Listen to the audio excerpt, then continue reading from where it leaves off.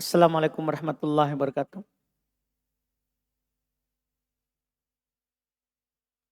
Innal hamdalillah nahmaduhu wa nasta'inuhu wa nastaghfiruh wa na'udzu billahi min syururi anfusina wa min sayyiati a'malina.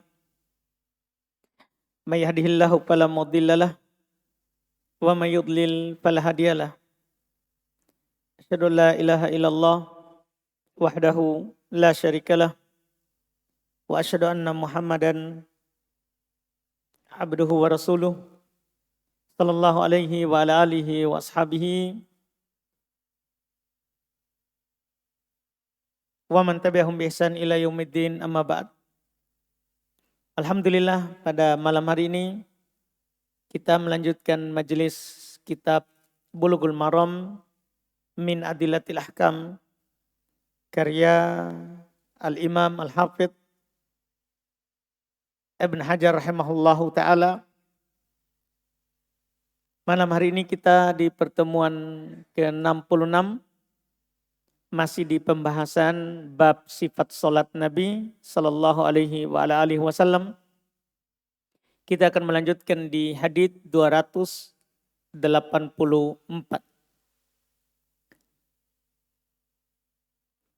Setelah masalah Al-Fatihah dan bacaan amin, maka kita masuk di pembahasan berikutnya, yaitu bagi orang yang tidak punya hafalan Quran sama sekali. Biar Al-Fatihah.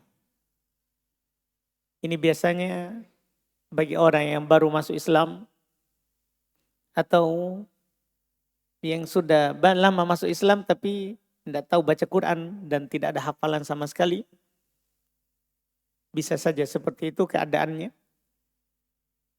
Maka tetap wajib baginya sholat dan akan disebutkan yang dia baca. Kata beliau rahimahullah, Al-Imam Al-Hafidh Ibn Hajar, Abul Fadl Ahmad Ibn Ali Ibn Muhammad Ibn Hajar Al-Asqalani rahimahullah, wa an Abdillahi Ibn Abi Aufa, dan dari Abdullah Ibn Abi Aufa radhiyallahu anhuma qala ja'a rajulun ilan nabiy sallallahu alaihi wasallam faqala inni la astati'u an akhudha minal qur'ani syai'a fa'allimni ma yujzi'uni minhu. Qala subhanallah walhamdulillah wala ilaha illallah wallahu akbar wala hawla wala quwwata illa billahil aliyyil azim. Al-hadits rawahu Ahmad wa Abu Dawud wa Nasa'i wa sahhahu Ibn Hibban wa Daruqutni wal Hakim. Kata beliau dari Abdullah ibn Abu Aufa radhiyallahu anhuma berkata, ada seorang lelaki datang menghadap Nabi sallallahu alaihi wasallam dan dia berkata, sesungguhnya saya tidak bisa menghafal satu ayat pun dari Quran. Ini yang dia bilang, karena dia bilang inilah astati, tidak mampu. Ya, menghafal, mengambil satu ayat pun dari Quran. Maka dia berkata, ajarkanlah kepadaku sesuatu yang cukup bagiku tanpa harus menghafal Quran. Tentunya itu zaman dulu ya. Zaman dulu Quran tidak mudah seperti kita sekarang. Untuk menulisnya susah. Medianya jarang. Susah didapat. Susah kertas. Kulit. Iya. Mereka tulis di papan, itu pun kalau dimudahkan. Ada mereka tulis di batu. Makanya tidak semua orang menulis Quran. Mereka langsung mengambil dari mulutnya Rasulullah. Seperti Abdullah ibn Mas'ud. Beliau langsung mengambilnya dari mulut Rasulullah. Tidak ada penulisan. Tidak ada penulisan. Jadi jangan bayangkan seperti kita sekarang masa. Kita sekarang ini kalau tidak hafal Quran dan bisa baca, ya kita baca dari Quran, tidak apa-apa. Boleh kita baca dari mushaf. Sambil dalam keadaan sholat, boleh kita baca dari HP. Boleh kita baca dari Quran. Tidak apa-apa kita pegang. Cuman anggaplah ini tidak ada sama sekali. Ini nanti keadaannya. Tidak ada sama sekali yang dia bisa mampu hafal dari Quran. Maka dia katakan, ajarilah kepadaku sesuatu yang cukup bagiku tanpa harus menghafal Al-Quran. Maka Nabi mengatakan, bacalah subhanallah, walhamdulillah, wala ilaha illallah, Allahu akbar, wala hawla wala quwata illa billah al-aliyyil azim. Iya, ini yang dia baca. Al-hadith, hadithnya hadith panjang. Riwayat Ahmad, kata beliau, Abu Dawud, An-Nasai, serta sahih menurut Ibn Hibban, Ad-Darqutni, dan Al-Hakim. Sumber hadith ini diriwayatkan oleh Imam Ahmad, sebagaimana yang beliau katakan di Musnad Imam Ahmad, di jilid 4, halaman 353, Abu Dawud di nomor 827, An-Nasai di jilid 2 halaman 143, serta Ibn Hibban di nomor 1808, Ad-Darqutni di jilid 1 halaman 314, dan Al-Hakim di jilid 1 halaman 241. Itu yang belum isyaratkan tadi.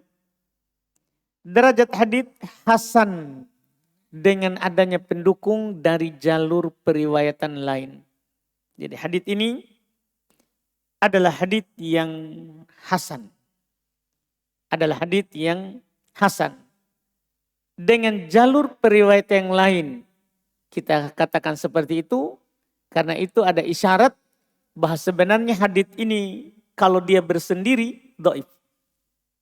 Tanpa ada pendukung dari jalur lain. Disebabkan di dalam sanadnya sebenarnya ada rawi yang bernama Ibrahim Ibn Abdurrahman, dia rawi yang dhaif. Hanya saja dalam riwayat Ibn Hibban ada jalur lain. Makanya Al-Hafidz Ibn Hajar, alhamdulillah, belum mengisyaratkan kita di banyak yang mengeluarkannya. Ada Imam Abu Dawud, ada Imam Ahmad, ada Imam Nasai, ada Ibn Hibban, ada Darqutni, ada Al-Hakim.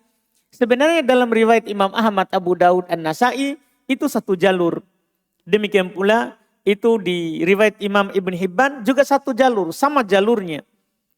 Semuanya dalam sanadnya ada rawi yang bernama Ibrahim Ibn Abdurrahman. Dhaif. Cuman Ibn Hibban di nomor lain, ini kan tadi nomornya Ibn Hibban 1808. Ibn Hibban menyebutkan riwayat lain juga. Di dalam Sahih Ibn Hibban pada nomor 1810,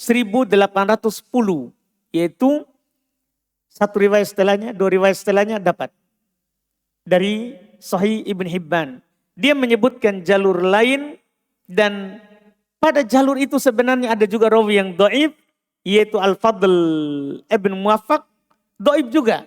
Cuman dhaif tambah dhaif jadi hasan li ghairi. Jadi hasan li ghairi.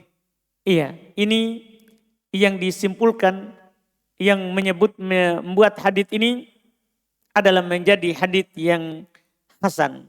Dan juga di sana ada juga dari jalur sahabat lain. Sehingga dia punya pendukung dan punya tawabi. Punya hal yang sama dengannya. Ada pendukung dari hadits Rifa'ah ibn Rafi. Kalau tadi kan ini sahabatnya dari Abdullah ibn Abi Aufa. Ada juga hadits yang semisal dari jalur yang lain dari Rifa'ah ibn Rafi dan sanadnya juga hasan. Sehingga dari keseluruhan jalur itu membuat kita naikkan derajat hadits ini menjadi hasan li ghairi. Hasan li ghairi. Ini derajatnya. Fikihnya sederhana saja. Setelah pembahasan Al-Fatihah dan pembahasan Amin, yaitu bagi yang belum ada hafalan Al-Quran, maka boleh dia baca dzikir-dzikir yang disebutkan, dzikir-dzikir yang di hadits ini hingga dia mampu membaca Al-Quran. Jadi boleh dia hanya ulang-ulang subhanallah, alhamdulillah, la ilaha illallah, wala haula wala quwata illa billah. Dia ulang-ulang yang ada di hadis tadi. Dia ulang-ulang yang ada di hadis tadi. Dia baca subhanallah, walhamdulillah, wala ilaha illallah, wallahu akbar, wala haula wala quwata illa billah. Iya, dan dah harus dia kumpulkan 4 itu. Nggak harus. Boleh kalau memang dia belum mampu hafal semua tadi, boleh dia ulang-ulang subhanallah, subhanallah, subhanallah. Nggak apa-apa. Iya, itu tidak mengapa. Ini juga terdapat dalil umum di sana yang lebih sahih daripada semua ini, yaitu Nabi SAW telah katakan kepada para sahabat, innama hadis sholah lidzikrillahi wa qiraatil Qur'an. Sholat itu kan untuk dikir kepada Allah dan membaca Quran. Artinya kalau kita tidak punya Quran, kita dikir. Kita tidak punya Quran, maka kita apa? Dikir. Ini tentunya alhamdulillah bentuk dari kemudahan syariat Islam. Syariat Islam ini syariat yang penuh dengan kemudahan. Kalau ada kewajiban, kita dianjurkan untuk melakukan sesuai dengan kemampuan. Sesuai dengan kemampuan. Allah Subhanahu wa taala berfirman, "Fattaqullaha mastata'tum." Bertakwalah kepada Allah semampu kalian. Juga berfirman, "La yukallifullahu nafsan illa wus'aha." Allah tidak membebani seorang kecuali yang dia mampu. Juga Nabi SAW bersabda, "Idza amartukum bi amrin fa'atu minhu mastata'tum." Jika saya perintahkan kalian kepada sebuah perintah, lakukan semampunya. Yang jelas, tidak gugur kewajiban sholat. Tidak gugur kewajiban sholat. Kewajiban sholat tidak akan pernah gugur selama kita berakal, balik, ya, muslim. Selama kita berakal, bukan orang gila, balik, ya sudah berusia taklif, usia balik dengan mimpi basah bagi laki-laki atau haid bagi perempuan, atau keluarnya atau tumbuhnya bulu di sekitar kelamin. Kapan dia sudah balik dan muslim, wajib sholat. Cara pelaksanaannya sesuai dengan kemampuan. Tidak gugur dengan kita tidak hafal Quran. Itu sholat. Tidak gugur dengan kita tidak mampu berdiri. Tidak gugur dengan kita tidak mampu bergerak sekalipun tidak gugur. Tidak gugur. Apalagi sekedar belum hafal niat. Karena sebagian orang kalau tanya, kenapa tidak sholat? Saya belum hafal niat sholat duhur. Jadi memangnya ada lafaz niat yang harus dihafal. Nah, ini masalah karena di sana ada orang menulis lafaz niat. Jadi orang-orang tidak hafal niat akhirnya tidak sholat. Padahal niat itu tidak ada sama sekali lafaznya dari Nabi. Nawaitu an usolli maghrib salat rakaat lillahi ta'ala ma'muman au imaman, itu yang dibuat oleh orang. Tidak ada Nabi buat sedikit pun. Jadi lafaz itu sudah memberatkan, kadang membuat orang tidak sholat karena belum hafal, tidak disyariatkan pula. Karena sepakat para ulama bahwa niat di dalam sholat tidak dilafadzkan. Bahkan Ibnu Taimiyah agak keras sedikit dalam masalah ini. Al-lafidh bin niyah mubtadi'un jahilun dolun. Orang melafadzkan niat bodoh lagi sesat. Ya, sangat keras. Alhamdulillah. Orang melafadzkan niat bodoh lagi sesat. Bodoh karena dia tidak tahu kalau Nabi tidak pernah ajarkan lafadz niat. Sesat karena dia menyelisihi Nabi. Karena dia menyelisihi Nabi. Tapi terus terang banyak di sana kenyataan bahwa orang tidak sholat karena tidak hafal lafadz niat. Dia belum hafal niat sholat duhur. Nawaitu an usolli duhra arba'a rakaat lillahi ta'ala, tambah lagi makmum imaman. Susah. Sudah tidak diajarkan oleh Nabi, sekali lagi memberatkan. Memberatkan. Syariat sholat itu syariat yang dimudahkan. Syariat yang dimudahkan. Ini alhamdulillah sekali lagi kemudahan dari syariat Islam ini. Kemudian masalah berikutnya, sekarang kita masuk di bacaan setelah Al-Fatihah. Bacaan setelah Al-Fatihah. Qala al-Hafidz Ibnu Hajar rahimahullah, wan Abi Qatadah di hadits 285, sekaligus juga 286 ya, karena mirip sama. Nabi Qatadah radhiyallahu taala anhu qala, kana Rasulullah sallallahu alaihi wasallam yusalli bina fa yaqra'u fid dhuhur wal 'ashr fi rak'atainil ulayaini bi Fatihatil kitab wa suratain wa yusmi'una al-ayata ahyanan wa yutawwil ar-rak'atal ula wa yaqra'u fil ukhrayaini bi Fatihatil kitab, muttafaqun alaih. Masya Allah. Kata beliau dari Abu Qatadah radhiyallahu taala anhu, beliau berkata, Rasulullah sallallahu alaihi wasallam selalu salat bersama kami pada 2 rakaat pertama dalam salat duhur dan asar belum membaca Al-Fatihah dan 2 surat. 2 rakaat pertama duhur dan asar belum membaca Al-Fatihah dan 2 surat. Maksudnya rakaat pertama Al-Fatihah kemudian 1 surat, rakaat kedua Al-Fatihah dan kemudian 1 surat di 2 rakaat pertama. Dan kadangkala memperdengarkan kepada kami bacaan ayatnya, kadang belum perdengarkan ayatnya. Belum memperpanjang rakaat pertama, Jadi dari 2 rakaat duhur asar tadi itu diperpanjang rakaat pertamanya. Kemudian rakaat kedua dikurangi dari rakaat pertama. Dan hanya membaca Al-Fatihah dalam 2 rakaat terakhir, muttafaqun alaih. Kata beliau, wa an Abi Sa'id Al-Khudri radhiyallahu anhu qala, kunna nahzuru qiyama Rasulillah sallallahu alaihi wasallam fid dhuhr wal 'ashr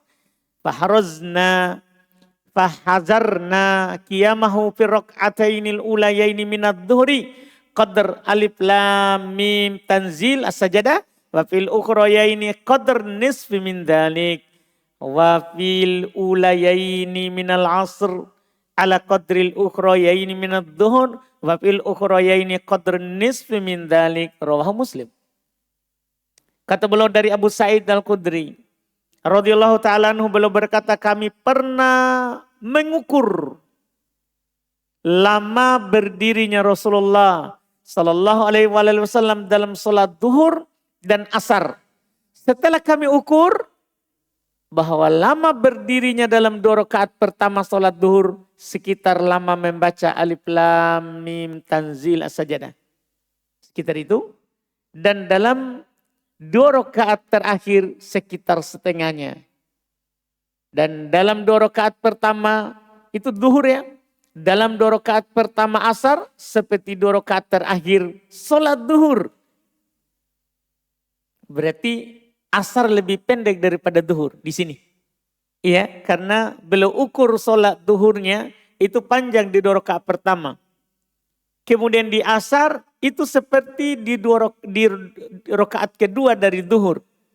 Atau di 2 rakaat terakhir dari duhur. Ini penukilannya. Ini penukilan dari Abu Sa'id Al-Khudri. Dia bilang, dan beliau katakan salat asar seperti 2 rakaat terakhir salat duhur. Dan 2 rakaat terakhir setengahnya. Diriwayatkan oleh Imam Muslim. Ini beda sahabat, beda penukilan. Ya. Beda penukilan, ada Bukhari Muslim dan ada Muslim. Kita lihat dulu sumber haditsnya. Sumber hadits Abu Qatadah itu diriwayatkan oleh Imam Al-Bukhari di nomor 759 dan Muslim di nomor 451. Karena beliau bilang tadi muttafaqun alaih. Bukhari Muslim. Dan hadits Abu Sa'id yang kedua itu diriwayatkan oleh Imam Muslim saja. Oleh Imam Muslim saja. Di nomor 452, yaitu setelah 451, beliau setelah bawakan hadits Abu Qatadah, maka belum membawakan hadits Abu Sa'id Al-Khudri. Seperti biasa Imam Muslim itu membawakan semua tawabi dan syawahid. Lebih banyak Imam Muslim daripada Bukhari dari sisi pendukung. Derajat hadits tentunya tidak kita ragukan, derajat 2 hadits ini sahih. Tinggal kita melihat fikih haditsnya. Disunahkan membaca surat lain setelah Al-Fatihah pada 2 rakaat pertama. Ini tidak ada perselisihan. Ketika kita sholat dan sholatnya memiliki lebih dari 2 rakaat seperti duhur, asar, maghrib, isya, itu tidak ada silang pendapat. Di 2 rakaat pertama itu kita baca Al-Fatihah dan surat setelah Al-Fatihah. Di 2 rakaat pertama. Dan tidak disunahkan, faedah kedua, fikih kedua, tidak disunahkan membaca surat lain setelah Al-Fatihah setelah 2 rakaat pertama. 2 rakaat ketiga, ya, rakaat ketiga, keempat, itu tidak sunnah kita baca selain Al-Fatihah. Karena sangat jelas sekali penukilan hadits Abu Qatadah bahwa Nabi hanya membaca Al-Fatihah dan surat setelahnya itu di 2 rakaat pertama. Adapun di 2 rakaat kedua, 2 rakaat kedua setelah tasyahud awal tidak disunahkan membaca surat setelah Al-Fatihah. Ini harus diperhatikan. Karena kadang kita tidak terlalu konsen dalam sholat. Kadang setelah Al-Fatihah masih baca lagi surat lain. Padahal sudah rakaat ketiga. Kita sudah di rakaat keempat. Tidak. Itu hanya sunnah di 2 rakaat pertama. Hanya sunnah di 2 rakaat pertama. Faedah berikutnya, faedah ketiga. Sepakat para ulama untuk menjaharkan bacaan pada sholat subuh dan 2 rakaat pertama sholat maghrib dan isya. Ini tidak diperselisihkan. Dan disir, yaitu tidak dijaharkan pada selainnya. Ini tidak diperselisihkan. Sepakat ulama untuk menjaharkan bacaan pada sholat subuh, 2 rakaat pertama sholat maghrib dan isya. Dan disir tidak dijaharkan pada selainnya. Dan disunahkan pada rakaat, faedah keempat, disunahkan pada rakaat pertama lebih panjang bacaannya daripada rakaat kedua. Jadi kalau kita sholat, sunnah rakaat pertama lebih panjang daripada rakaat kedua. Karena lihat tadi penukilannya. Lihat tadi penukilannya bahwa Nabi SAW itu lebih panjang rakaat pertama daripada rakaat kedua. Daripada rakaat kedua. Iya, demikian pula perbedaan dalam asar. Asar bahkan lebih pendek daripada duhur. Dan rakaat kedua lebih pendek daripada rakaat pertama. Ini ia disunahkan. Faedah kelima, sepakat para ulama yang lebih utama membaca 1 surat sempurna setelah Al-Fatihah. Jadi lebih utama itu kita baca 1 surat penuh daripada kita baca potong. Sepakat para ulama, tidak ada silang pendapat. Kalau kita berbicara boleh, boleh. Cuman kalau kita memilih, sepakat para ulama lebih utama membaca 1 surat sempurna setelah Al-Fatihah dan boleh membaca sebagian ayat dari surat-surat dalam Al-Quran. Oleh karena itu, kalau kita melihat bacaannya Nabi yang kita akan terangkan setelah ini, itu lebih banyak belum baca adalah surat mufassal, surat-surat pendek. Dalam sholat 5 waktu. Beda kalau dalam sholat malam belum membaca surat-surat panjang. Karena belum rata-rata menyelesaikan 1 surat dalam 1 rakaat setelah Al-Fatihah. Yang mana kita akan terangkan sebentar apa yang Nabi baca. Apa yang Nabi baca. Jelas ini dulu faedah terkait dengan bacaan setelah Al-Fatihah. Ini fikih pertama, disunahkan membaca surat lain setelah Al-Fatihah. Pada 2 rakaat pertama. Tidak disunahkan membaca selain Al-Fatihah setelah 2 rakaat pertama. Sepakat ulama untuk menjaharkan bacaan pada sholat subuh, 2 rakaat pertama, sholat maghrib dan isya. Dan disir pada selainnya. Disunahkan pada rakaat pertama lebih panjang bacaannya daripada rakaat kedua. Kemudian terakhir, sepakat para ulama yang lebih utama membaca 1 surat sempurna. Apalagi kita tidak mau sambung di rakaat kedua. Banyak sekali bahkan kita di JF ini kalau santri imam itu kadang kita di belakang. Kenapa ini?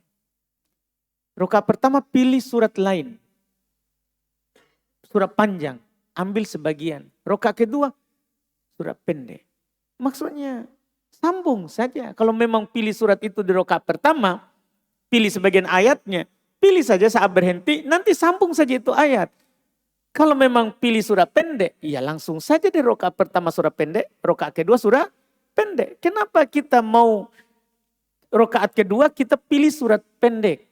Rakaat pertama kita pilih surat panjang tapi diambil sebagian ayat. Iya, boleh. Tapi menyelisih yang aula. Menyelisih yang lebih utama. Kalau memang mau agak panjang rakaat pertama, ya pilih surat panjang dari surat pendek. Kan surat pendek itu ada 3 bentuknya. Ada panjang, ada pertengahan, ada pendek. Yang dijelaskan sebentar. Tapi yang ya intinya itu kelihatan bahwa imam tidak punya fikih sholat. Itu menggambarkan imam tidak punya fikih sholat. Modal hanya suara. Ya, alhamdulillah keutamaan orang punya suara. Supaya orang khusyuk di belakang. Ya, tak? Karena kadang kalau saya imam mungkin pingsan semua di belakangnya. Tidak jadi. Ya kan begitu. Alhamdulillah kita di sini banyak orang bagus suaranya. Tinggal belajar saja bagaimana bacaannya Nabi. Seperti ini penting. Ini penting kita tahu. Bagi imam ini sangat penting dia tahu. Iya, bagi imam. Kan ini masalah disepakati semuanya. Tidak ada perselisihan di kalangan ahli fikih. Di kalangan ahli fikih. Walaupun kalau kita bercerita boleh. Iya, hadis berikutnya masih terkait dengan bacaan setelah Al-Fatihah. Kata beliau dan ini langsung 287, 288 juga 2. Wa an Sulaiman ibn Yasar radhiyallahu anhu qala kana fulanun yutilul ulayaini minadh-dhuhri wa yukhaffiful 'asr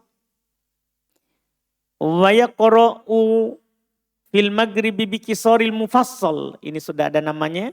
Wa fil isya biwasatihi wa fis subhi bitulihi. Faqala Abu Hurairah ma shallaitu wara'a ahadin asbaha salatan bi Rasulillah sallallahu alaihi wasallam min hada akhrajahun Nasa'i bi isnadin sahih. Masyaallah. Kata beliau dari Sulaiman ibn Yasar radhiyallahu anhu berkata, ada seorang yang selalu memanjangkan 2 rakaat pertama salat duhur dan memendekkan salat asar. Dia membaca surat-surat mufassal. Akan kita jelaskan sebentar surat-surat mufassal. Dia membaca surat-surat mufassal yang pendek dalam sholat maghrib, surat-surat mufassal pertengahan dalam sholat isya, dan surat-surat mufassal yang panjang dalam sholat subuh. Jadi tidak keluar dari mufassal, cuma ada panjang, ada pendek, ada pertengahan. Kemudian Abu Hurairah berkata, saya belum pernah sholat sebagai makmum dengan orang yang sholatnya lebih mirip dengan sholatnya Rasulullah Sallallahu Alaihi Wasallam selain orang ini. Dikeluarkan oleh An-Nasa'i dan dengan sanad yang sahih. Kita baca lagi wa an Jubair ibn Mut'im radhiyallahu taala anhu qala sami'tu Rasulullah sallallahu alaihi wasallam yaqra'u fil maghribi bitur muttafaqun alaih. Dari Jubair ibn Mut'im radhiyallahu taala anhu beliau berkata, saya mendengar Rasulullah sallallahu alaihi wasallam membaca surat At-Tur dalam salat maghrib. Ini lucu ini. Karena dia nukil hadits ini setelah Islam. Dia dengar waktu itu masih kafir. Tidak apa-apa. Orang itu dapat ilmu waktu kafir dan dia sampaikan setelah Islam. Tidak ada masalah.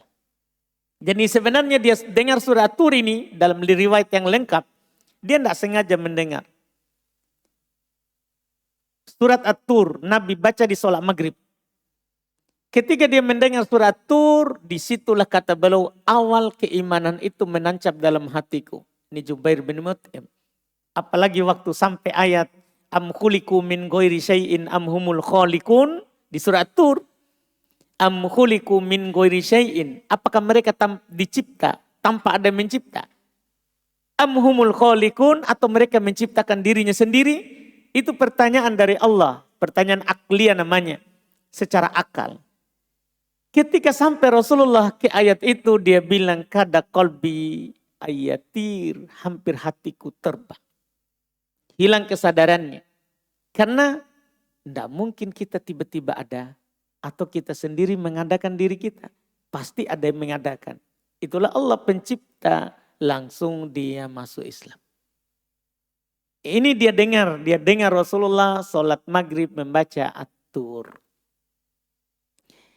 Sumber hadits, ya, sumber hadits Sulaiman, kurang satu kata ini ya. Maksudnya hadits Sulaiman ibn Yasar, hadits kurang satu kata itu, insya Allah nanti kita tambah. Sulaiman ibn Yasar, maksudnya hadits Sulaiman ibn Yasar diriwayatkan oleh Imam An-Nasai di Sunan An-Nasai, Sunan Kubro, jilid 2 halaman 167. Dan hadits Jubair bin Mut'im itu diriwayatkan oleh Imam Al-Bukhari, karena belum bilang tadi muttafaqun alaih. Riwayat Imam Al-Bukhari di nomor 765 dan Muslim di nomor 463. Derajat hadits sahih. Haditsnya sahih. Fikihnya ini. Fikihnya ini butuh kita tahu terkait dengan bacaannya Nabi Sallallahu Alaihi Wasallam di sholat duhur, asar, maghrib. Kalau subuh juga sudah diisyaratkan dan nanti akan disebutkan lagi bacaan subuh Jumat. Fikih hadits.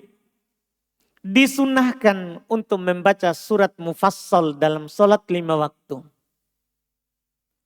Disunahkan untuk membaca surat mufassal di dalam sholat 5 waktu. Dan ini disepakati. Iya. Disunahkan. Membaca surat-surat mufassal ketika kita sholat 5 waktu. Cuman mereka hanya berselisih awal dari surat mufassal. Sepakat tentunya akhirnya adalah An-Nas. Kan pasti itu. Karena An-Nas terakhir dari mufassal. Sepakat akhirnya, cuman mereka berselisih start awalnya. Surah mufassal itu start awalnya dari mana? Ada yang mengatakan dari Qaf. Ya, ada yang mengatakan satu surat lagi sebelumnya. Al-Hujurat. Jadi berselisih di startnya. Awal surah mufassal itu mulai dari ayat surat apa? Ada yang mengatakan mulai dari surat Al-Hujurat. Ada yang mengatakan mulai dari surat Qaf. Dan lebih dekat mulai dari Hujurat. Karena panjangnya surat Al-Hujurat mirip dengan surat Qaf. Adapun sebelum surah Al-Hujurat itu sudah panjang. Itu sudah panjang. Jadi intinya dulu pertama, disunahkan untuk membaca surah mufassal dalam sholat 5 waktu. Kalau membaca surat lain, tidak ada masalah. Tidak ada masalahnya. Tapi sunnahnya adalah dalam sholat 5 waktu kita disunahkan membaca surah-surah mufassal. Dan surah-surah mufassal dinamakan demikian karena banyak pemisahnya. Makanya dibilang mufassal. Sedikit-sedikit ada pemisahnya. Yaitu ada basmalahnya. Iya. 1 lembar, 2 lembar, atau 1 halaman, 2 halaman, ada basmalahnya. Apalagi nanti yang pendek, setengah halaman sudah ada basmalah. 1 halaman sudah ada basmalah. Makanya dinamakan mufassal. Karena banyak pemisahnya. Karena banyak pemisahnya dengan basmalah. Surah mufassal dimulai dengan surat Al-Hujurat hingga An-Nas. Ini saya langsung pilih yang kuatnya. Walaupun di sana ada pendapat lain mulai dari surat apa? Qaf. 1 surat setelah Al-Hujurat. Iya. Jadi mulai dari Al-Hujurat hingga An-Nas dengan 3 pembagian yang diisyaratkan di hadits.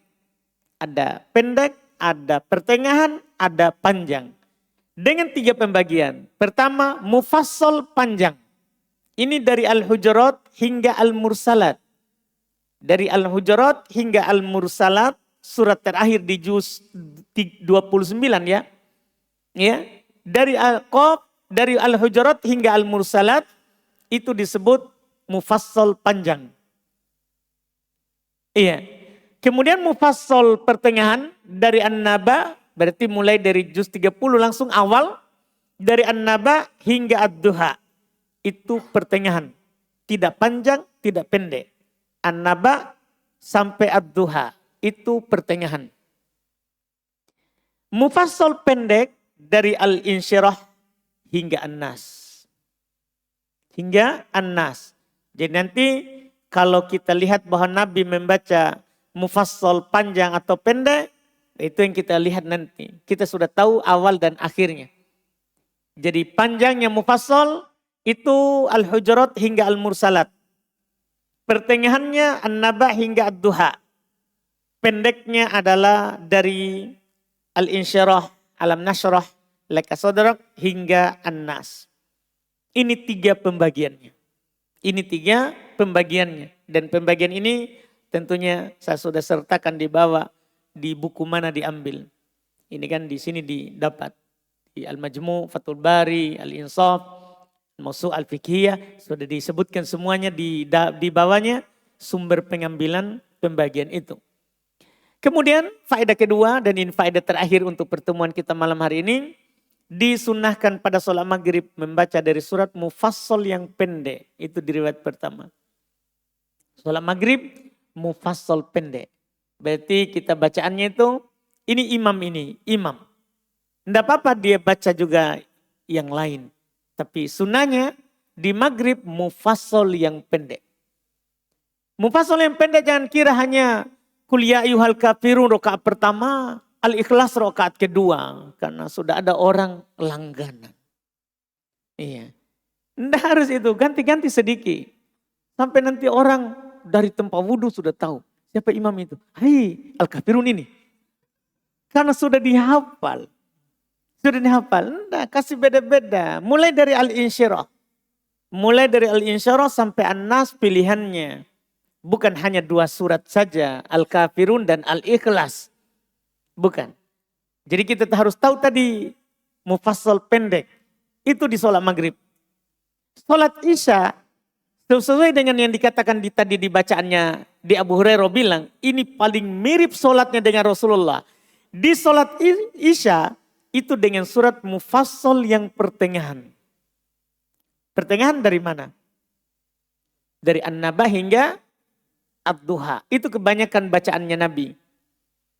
Dan adapun pada sholat duhur dan asar, kebanyakan Nabi membaca dari surat mufassal pertengahan. Ya, di sholat subuh dan sholat subuh dengan surat mufassal yang panjang. Rata-rata Nabi kalau sholat subuh, tadi saya ulangi, sholat isya dengan surat mufassal pertengahan. Dan sholat subuh surat mufassal yang panjang. Kebanyakannya Nabi ketika sholat subuh itu mufassal panjang. Makanya Alif Lam Mim Tanzil nanti sholat duhur, sholat subuh Jumat itu kan surat pendek juga. Iya kalau kita melihat. Cuman tidak masuk di golongan mufassal. Tidak masuk di golongan mufassal. Tapi tidak keluar ayatnya, jumlah halamannya. Tidak keluar. Jadi sholat subuh dengan surat mufassal yang panjang. Dan adapun pada sholat duhur dan asar, kebanyakan Nabi membaca dari surat mufassal pertengahan. Duhur asar, rata-rata Nabi membaca surat mufassal pertengahan. Bukan yang panjang, bukan juga yang pendek. Bukan yang panjang, bukan yang pendek. Ini rincian dari bacaan Nabi SAW. Hadis setelahnya khusus di sholat subuh Jumat. Insya Allah kita ambil lagi di pertemuan kita yang akan datang. Kita adzan dulu. Wallahu a'lam.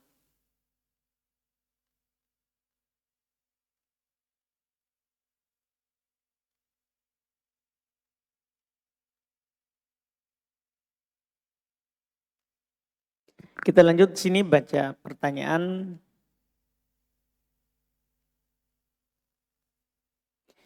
Apakah makmum boleh ikut membaca surat yang dibaca setelah Al-Fatihah di belakang imam, mengikuti bacaan imam sholat jahriyah? Tidak.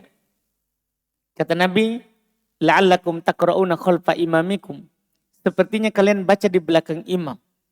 Sahabat bilang, iya. Kata Nabi, la taf'alu illa bi ummil kitab. Jangan lakukan kecuali Al-Fatihah. Jadi yang boleh kita baca di belakang imam sholat jahriyah adalah Al-Fatihah. Yang lainnya tidak. Yang lainnya tidak kita ikutkan. Iya.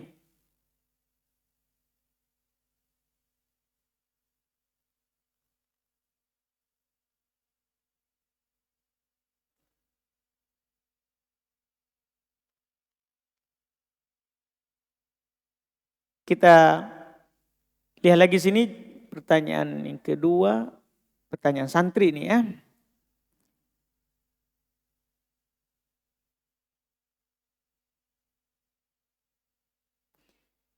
Apakah saat disebut lafaz Nabi atau Rasul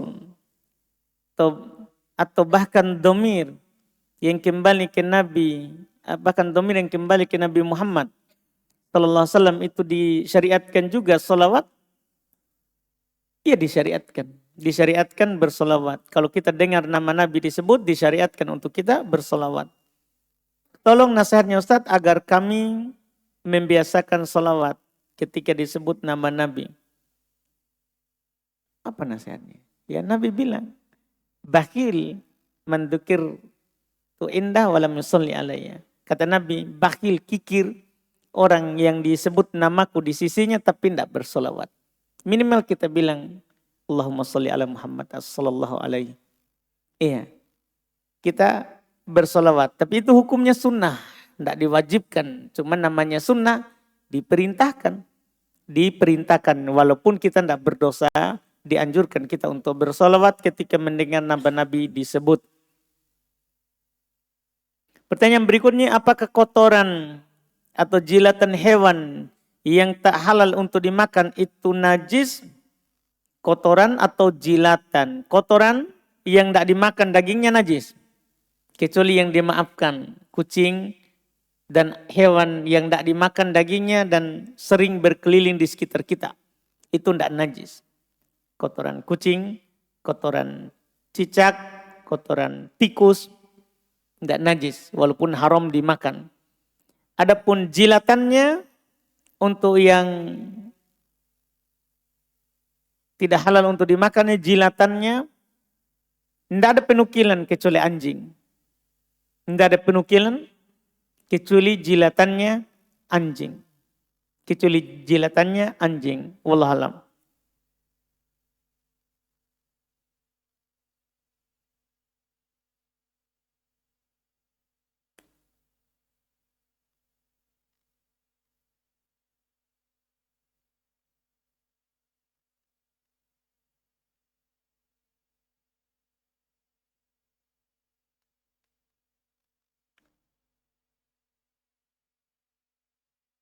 Apa hukum memakan makanan maulid? Haram. Apa hukum sholat tanpa menggunakan peci atau songkok? Sah. Sah. Cuman kita diperintahkan untuk mengambil pakaian terbaik ketika sholat. Kalau kita sholat, kita dianjurkan untuk mengambil pakaian terbaik. Kata Allah, khudu zinatakum inda kulli masjid. Ambil pakaian terbaik kalian di setiap masjid. Iya. Tapi kalau ada orang sholat tanpa pakai songkok atau peci sah. Cuman dia tidak mengambil pakaian terbaik dalam sholat.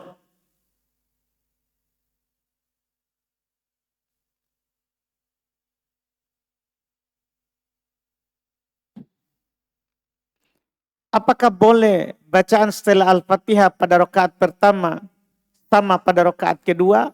Contoh, rakaat pertama dan kedua sama-sama baca surat Al-Ikhlas setelah Al-Fatihah.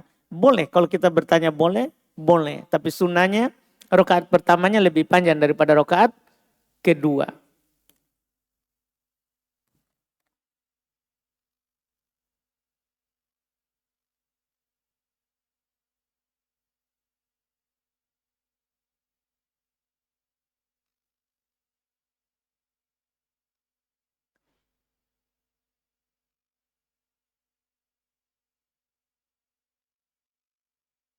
Katanya dalam metode dan strategi dakwah, berdakwah, pasti mempunyai cara masing-masing.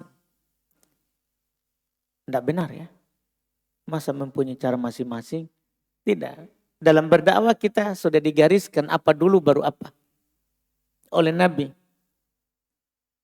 Tidak bilang cara masing-masing. Maksudnya gimana itu? Iya. Berdakwah itu tauqifiyah. Sesuai dengan yang Nabi ajak orang kepadanya. Dan jika kita memasuki daerah non-muslim, non-islam, dan menetap di sana, maka strategi atau metode apa yang bisa dilakukan untuk menerapkannya di suatu lingkungan masyarakat atau di lingkungan sekolah. Jika kita adalah pengajar. Nah, kalau kita pendakwah, Nabi sudah jelaskan bahkan masuk di negara kafir sekalipun. Nabi mengutus Mu'adz bin Jabal ke Yaman. Itu bukan di penduduk Muslim. Bahkan penduduk kafir, Yahudi Nasara. Maka Nabi berkata kepadanya, dan ini menunjukkan metode dakwah itu tidak boleh berubah dari yang Nabi ajak orang kepadanya. Kata Nabi kepadanya, innaka sata'ati qauman ahli kitab. Qauman ahli kitab. Sesungguhnya kamu akan mendatangi kelompok orang ahli kitab. Falyakun awwal ma tad'uhum ilai syahadata alla ilaha illallah. Maka hendaklah awal yang pertama sekali yang kamu dakwakan kepada mereka adalah syahadat la ilaha illallah. Karena ini dakwanya Nabi Muhammad dan dakwanya para rasul. Syahadat dulu. La ilaha illallah dulu diajak orang. Bahkan orang bersyahadat juga sudah bersyahadat. Harus la ilaha illallah dulu. Jadi ini dakwanya para rasul tidak berubah dari Nabi Nuh sampai Nabi Muhammad. Kata Allah, walaqad ba'atna fi kulli ummati rasula ani ibudullaha wajtanibut tagut. Sungguh kami telah mengutus pada setiap umat itu seorang rasul. Seruannya, sembahlah Allah, jauhi sembahan selain Allah. Semua dakwanya harus begitu. Nabi Muhammad belum habiskan dakwanya di Makkah 10 tahun. La ilaha illallah. Baru setelah itu turun kewajiban sholat. Makanya kata Nabi kepada Mu'adz, pertama sekali la ilaha illallah. Fa inhum ata'uka lidzalik, jika mereka sudah taat kepada kamu dalam hal itu, mereka sudah mau mengakui la ilaha illallah, memahaminya dengan baik, maka baru alimhum annallaha aftarada alaihim khams salawat fi kulli yaumin wa laila. Baru kabarkan kepada mereka bahwasanya Allah mewajibkan mereka 5 sholat dalam sehari semalam. Itu tahap kedua. Setelah dia paham la ilaha illallah, kita sudah ajar, orang-orang sudah paham, sudah terima, baru berpindah ke mengajarkan sholat. Mengajarkan sholat. Karena percuma sholat kalau masih datangi kuburan, masih datangi pohon, masih berdoa kepada selain Allah. Percuma sholat, batal semuanya. Maka harus tauhid, itu yang pertama. Itu yang pertama. Kemudian setelah itu sholat. Kalau sudah sholat baru diajarkan zakat. Kata Nabi, fa'inhum ata'uka lidzalik, jika sudah taat mereka kepada kamu tentang sholat, fa'akbirhum, maka kabarkan kepada mereka annallaha aftarada alaihim zakat amwalihim tu'khadhu min agniyaihim wa turaddu ila fuqaraihim. Jika sudah paham sholat, ajarkan kepada mereka bahwasanya Allah mewajibkan kepada mereka zakat harta mereka. Makanya zakat itu kapan difardukan untuk kaum muslimin? Itu terjadi di Madinah. Itu pun tidak langsung di Madinah, tidak langsung itu tahun pertama hijrah, enggak. Zakat itu kan diwajibkan setelah perang Badar. Itu zakat. Setelah perang Badar, pulang dari perang Badar, kapan perang Badar? Tahun 2 Hijriah, di bulan Ramadan. Waktu bulan Sya'ban, turun kewajiban berpuasa di tahun kedua Hijriah. Di bulan Sya'ban. Setelah itu, Ramadan, Nabi mendengar ada rombongan dagang musyrikin pulang berdagang dari negeri Syam. Karena mereka merampas harta kaum muslimin di Mekkah, maka dibalas. Mau dirampas harta dagangnya. Maka Nabi SAW keluar di Ramadan. 15 Ramadan terjadi itu perang. Jadi keluar di Ramadan. Kita tidak mau ceritakan itu perang. Berapa orang melawan berapa orang. Tapi Nabi menang. pulang dari perang Badar, diwajibkan zakat. Jadi tidak langsung dari awal semua diajarkan. Nah, beda orang-orang di sana, apalagi itu yang besar sorbannya, sholat penting, sholat dulu. Jadi di mana-mana dakwakan sholat. Di mana kamu itu menunjukkan dia sesat. Karena menyelisih dakwanya Nabi. Menyelisih cara dakwanya Nabi. Iya, Nabi tidak begitu. Sholat itu setelah orang paham syahadat. Paham makna la ilaha illallah, paham pembatal la ilaha illallah. Kalau bagus sholat, baru kita suruh zakat. Karena kalau tidak bagus syahadatnya, susah orang dikasih keluar zakatnya. Mau bersedekah sedikit pun, susah orang kalau tidak ada pengagungan yang kepada Allah. Kita akan bilang, pelitnya itu, banyaknya hartanya tidak mau keluarkan zakatnya, tidak mau bersedekah. Gimana orang mau bersedekah? Dia masih doa di kuburan. Keimanannya tidak benar. Masih pergi ke wali. Gimana orang mau berzakat? Jadi harus seperti itu. Jadi ini masalah kalau kita bilang punya masing-masing. Enggak, kita enggak masing-masing.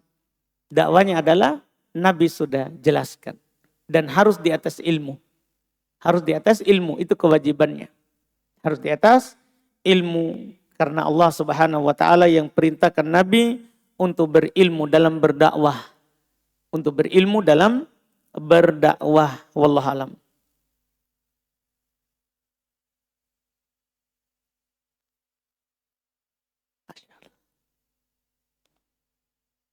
Kita lihat, ini pertanyaan dibungkus dari pertanyaan akhwat.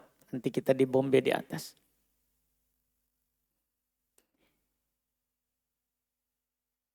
Apakah ada amalan khusus atau doa khusus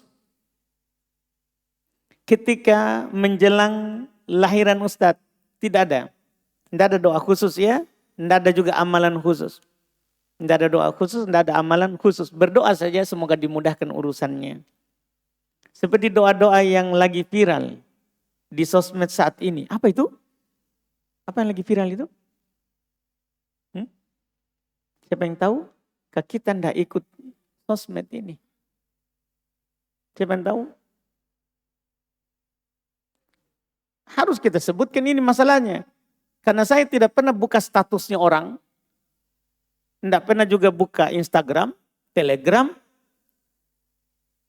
Masalahnya, jadi kalau bilang viral, kasih tahu. Siapa yang tahu ini? Doa viral lahiran. Oh ini bapak-bapak tidak ada yang tahu ya, karena dia tidak lahiran. Tidak ada yang tahu ini? Saya terus terang tidak tahu. Iya, karena tidak ikut lagi yang lagi viral. Kalau tahu biasanya hanya tim saja yang kasih tahu, Ustadz ini lagi viral. Oh baik, kita sikat nanti sikat. Begitu saja. Karena saya pribadi tidak main sosial media. Biar statusnya orang juga tidak pernah lihat. Jadi karena masalah itu, terus terang melihat statusnya orang itu bikin mumet. Tidak keluar faedah gara-gara pikirkan statusnya orang. Iya. Jadi itu lebih selamat untuk masa ini. Kita tidak lihat statusnya orang di WA, di Facebook, di Instagram, Telegram. Itu lebih selamat. Karena macam-macam statusnya orang. Jadi saya tidak tahu viral ini. Kita sebutkan saja kalau ada nanti yang viralnya itu apa. Apakah membaca amin bagi makmum wanita dijaharkan juga? Iya, bagi wanita juga dijaharkan. Sama-sama laki-laki dan perempuan dijaharkan bacaan amin. Jika tidak tumanina dalam sholat, apakah harus ditegakkan rokaat kembali? Iya. Karena berdasarkan pendapat yang kuat, tumanina adalah rukun sholat. Tumanina adalah rukun sholat. Tidak ada menyelisih pendapat ini kecuali Abu Hanifah. Dan Abu Hanifah menyelisih dalil Bukhari Muslim. Jadi tidak diambil pendapatnya. Wallahualam.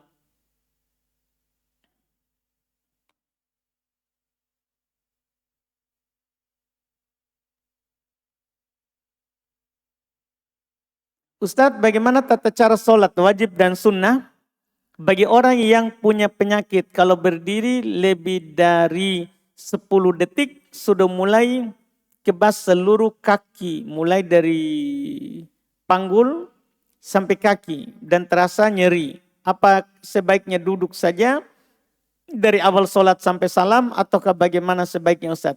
Kalau sholat sunnah,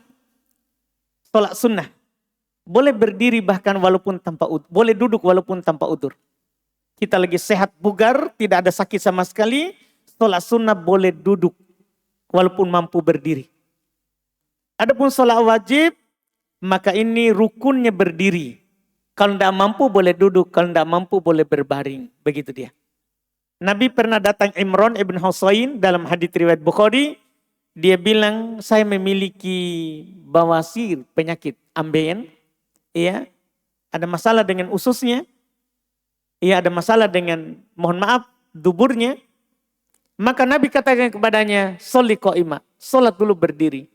Fa'ilam tastati faqa'ida. Kalau memang tidak mampu, duduk. Fa'ilam tastati fa'ala jambin. Kalau tidak mampu, berbaring. Jadi itu yang di tahap yang dilakukan. Mampu berdiri, berdiri dulu. Seperti ini hanya beberapa menit, sudah berdiri saja saat takbir. Allahu Akbar, setelah itu duduk. Setelah itu duduk dan tidak berdiri lagi setelahnya. Tidak berdiri lagi setelahnya, wallahu alam.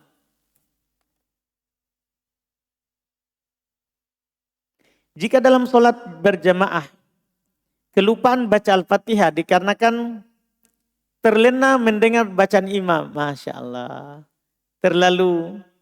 Bacaan imam terlalu bagus Ustaz. Masya Allah. Baru ingat setelah salam, bagaimana itu Ustaz? Ya tambah 1 rakaat. Karena la sholat liman lam yaqra' bi Fatihatil Kitab. Tidak ada sholat bagi yang tidak membaca Al-Fatihah. Jadi harus membaca Al-Fatihah. Harus membaca Al-Fatihah. Kalau belum, maka kita berdiri untuk mengganti 1 rakaat tadi. Wallahu alam.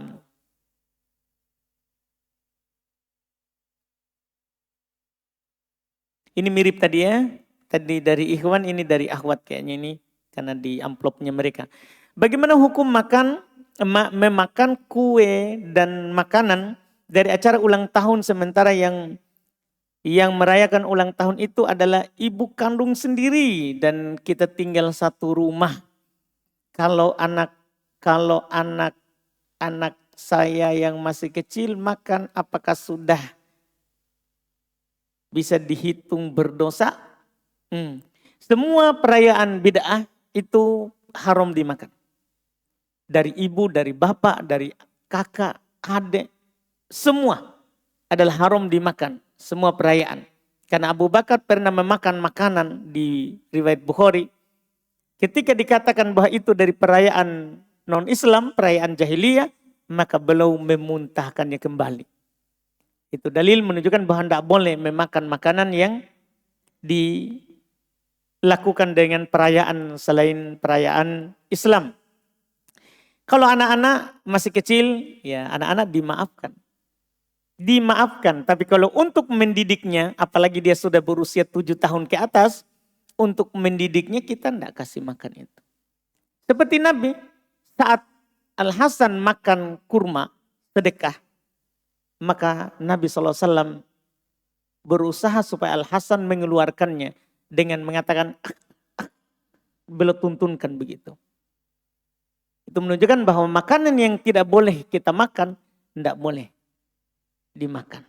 Walaupun anak-anak, untuk mendidiknya kalau anak-anak. Kalau ditanya berdosa atau tidak, tidak. Karena anak-anak belum kena hukum taklif. Belum kena hukum dosa tidak, bukan. Tapi untuk mendidiknya, kita ajarkan kepadanya. Baru kita kasih tahu, kita tidak boleh makan dari itu.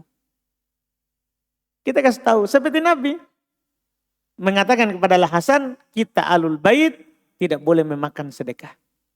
Tidak boleh memakan sedekah. Jadi disertakan dengan pengajaran. Jangan hanya larang kalau anak-anak. Dan dia nanti tidak tahu lagi setelahnya. Wallahualam.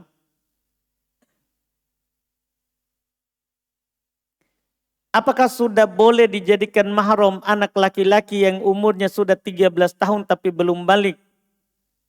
Belum mimpi basah. Belum ada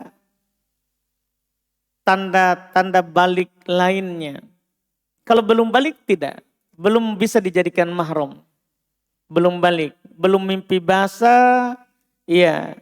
atau belum tumbuh bulu di sekitar kelamin, itu ditanda balik. Intinya kalau belum balik, belum bisa dijadikan mahram. Mahram itu yang sudah balik.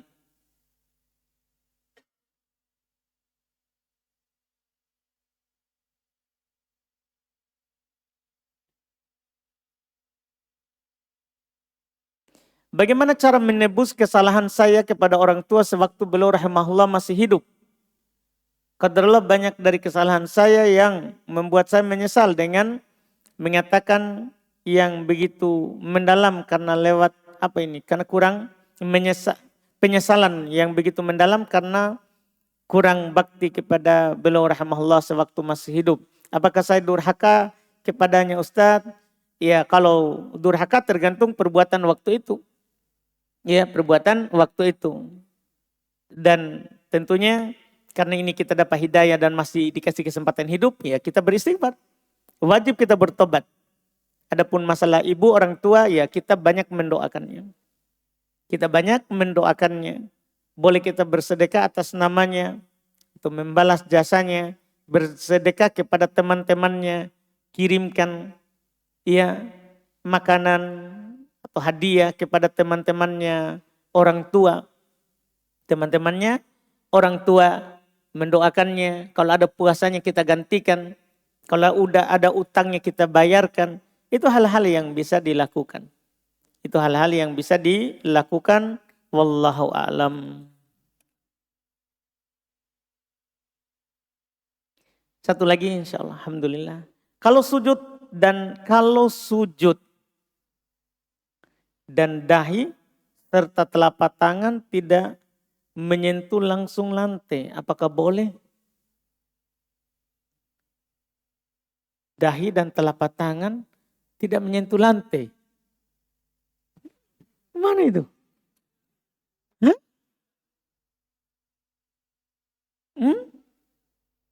Jadi terbang begini. Apa maksudnya ini? Pakai sejadah? Yakin Pak? Kita yang punya tanya ini. Kenapa kita tahu? Oh, kita tahu isi hatinya. Akhwat ini kita tahu isi hatinya. Baik, bahaya. Nah.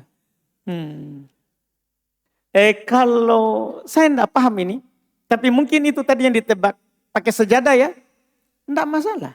Itu kan menyentuh lantai namanya. Nabi sholat pakai sejadah. Nabi sholat pakai sejadah. Dulu para sahabat juga saat musim panas, mereka kalau sujud dia imamanya dia lemparkan begini ke depannya. Artinya kalau itu yang dimaksudkan, adapun tidak menyentuh lantai tangan dan dahi, nggak tahu gimana itu. Ini sudah wali mungkin. Iya, wallahualam. Iya, wallahualam. Kalau itu kita cukupkan saja dengan itu tadi. Wallahualam. Subhanallah. Hamdik. Asyhadu an la ilaha illa anta astaghfiruka wa atubu ilaik. Assalamualaikum warahmatullahi wabarakatuh.